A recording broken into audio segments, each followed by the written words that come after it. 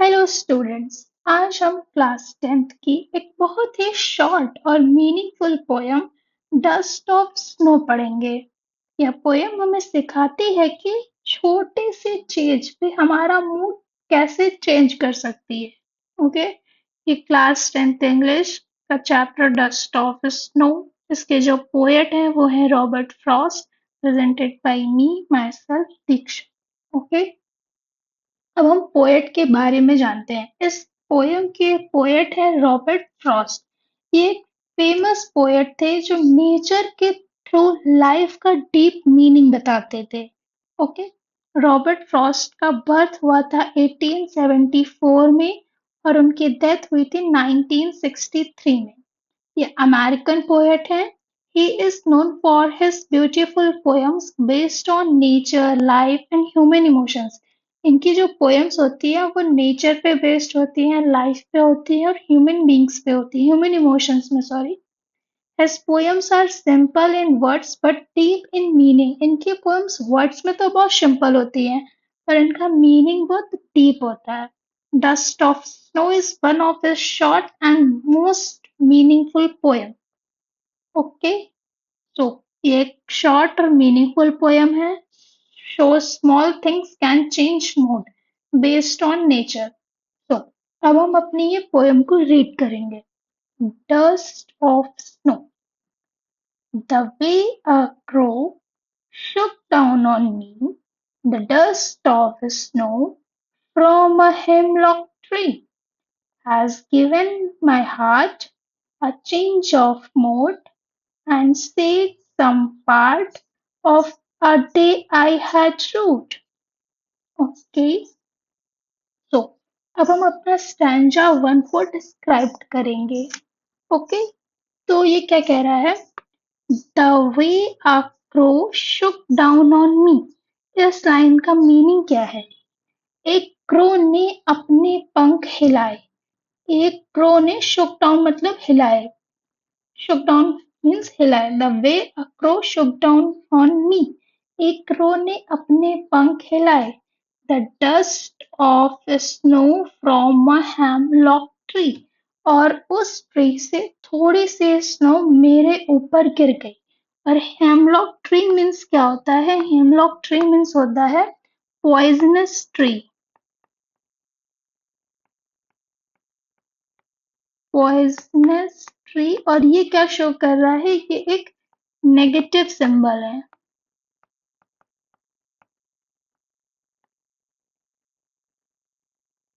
Okay, hemlock tree, ये देखो मैंने पीपीटी पे भी पूरा राइट कर दिया। Hemlock tree negative symbol.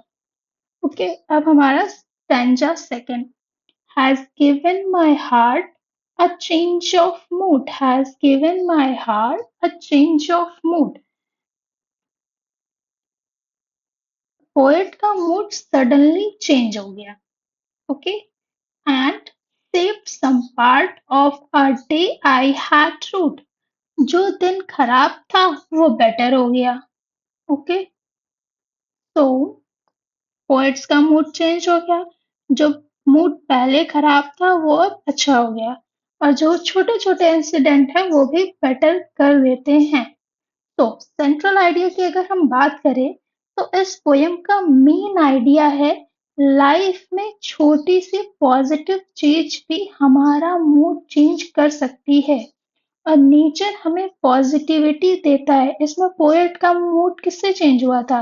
जो क्रो बैठा था हिमलॉक ट्री पे, उसने जब अपने पंख को हिलाया तो उसको देखकर पोएट का मूड जो है वो चेंज हो गया। तो इससे हमें जो मॉरल है वो क्या मिलता है? हमें हमेशा पॉजिटिव रहना चाहिए। Even bad days can improve. बुरे दिन भी हमें सही कर सकते हैं। स्मॉल मोमेंट्स भी मैटर करते हैं। ओके, तो स्टूडेंट्स इस पोयम से हमें यह सीखने को मिलता है कि कभी भी होप नहीं छोड़नी चाहिए। छोटी सी चीज भी लाइफ चेंज कर सकती है। ओके, तो इसमें जो मेन है वो है पोएटिक डिवाइसेस। पोएटिक डिवाइसेस को हम इसमें पढ़ेंगे। ओके, ये देखो एलिट्रेशन। इसमें क्या है? Dust of snow. Rhyme. Rhyme है इसमें ए बी और ए बी। तो इसमें हम आपको बताते हैं कि राइम्स होती क्या है। राइम स्कीम, नेक्स्ट पेज ले लेते हैं। तो राइम स्कीम्स जो होती है वो होती है the pattern of rhyming words at the end of line. The pattern of rhyming words at the end of lines। जैसे लुक एट दिस लाइन, जो हमारी पोयम है हम उसको यहाँ पर राइट करते हैं। The way a crow shook down on me, the dust of snow from a hemlock tree। Okay, तो द वे अ क्रो, ये हो गया हमारा ए। shook down on me, this is B। the dust of snow, A। from a hemlock tree, B। तो ये जो हमारी rhyming बने ये ए बी बनी। इसमें क्या कह रहा है, क्रो राइम्स किसके साथ कर रहा है, क्रो राइम्स कर रहा है स्नो के साथ, इसलिए ये ए हो गया। Crow rhymes with snow, that's why ये ए हुआ है। ओके, और me rhymes with tree, me means poet, me rhymes with tree, तो ये हो गया हमारा बी। तो दे आर बी हो गया। When when first listen, when first line rhymes with third line and second line rhymes with fourth line, thus called AB AB rhyme scheme।